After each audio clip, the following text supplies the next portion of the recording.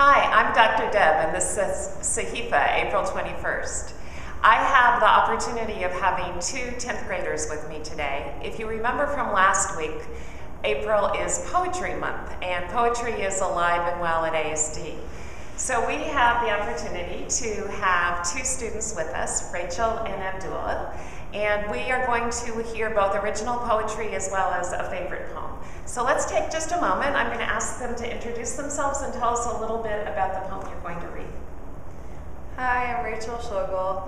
I'm 10th grade, and this is an original poem that I wrote. It was an assignment for my English class where we were told to think of either our happiest or most tragic childhood memory, and I chose my most tragic childhood memory and wrote about it. So. Hi, my name is Abdullah Musnad. I'm in 10th grade, and I picked this poem because this is my favorite poet, and I've been listening to him since I was 10 years old. So let's take a moment, and what we'll do is just ask you to read as well as recite your poems, and I might ask you some follow-up questions. All right, thank you. My poem's called Boiling Water. I've always hated boiling water. From the moment I first saw those air pockets forming at the bottom of the pot, I could feel the resentment rise up within me, just like the pockets would rise to the surface. Everything about boiling water is evil. It taints the air surrounding it as steam rises to bite whatever is closest to it. The bubbles separate themselves from the water they were once part of and pop into the air, joining a placenta of bubbles, where they are just one in infinity. Still, the rest of the water is left by itself. It seems so unfair to turn something so attractive, refreshing, essential from water into something that could do so much harm. I was just a child when I was exposed to it first, the first time I met death. So you took a traumatic childhood experience and you were able to write about it.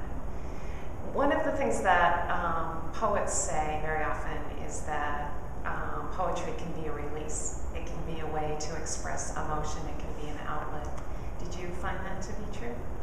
Yeah, to some extent. I use it as an outlet. So. Okay, well, wonderful. Keep it up. Okay. Abdullah, you have a favorite poem, and you're going to recite it for us in Arabic. Yeah. يلا عسى ما سمعت مني خبر شين يا شيخ يا شاعر يا فارس يا رجال.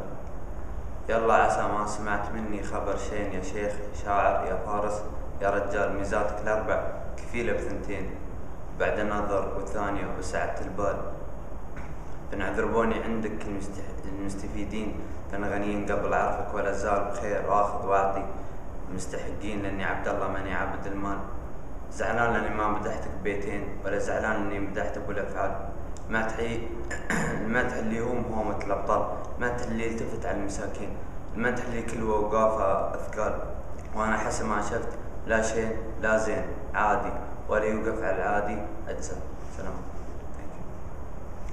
So tell us about that poem. Tell us about what it says to you.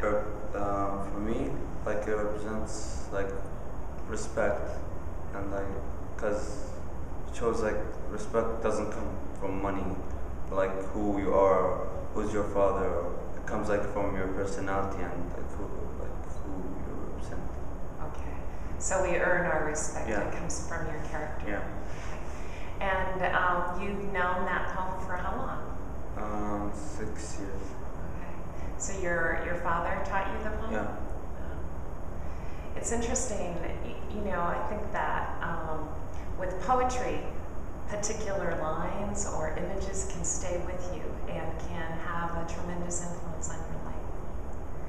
So as you think about Poetry Month at ASD, any thoughts about ways that just drawing attention to poetry in 1 month has helped you, or anything you'd like to share with folks about Poetry Month? Well, it's nice to just be able to write poetry and just kind of let yourself out using words. And it's also nice to hear poems from different countries and traditions. It's nice to mix the culture together. Because you can learn so much about Yeah. people through what they say in poetry. Great. Thank you very much. And that's Sahifa this week. Thank you.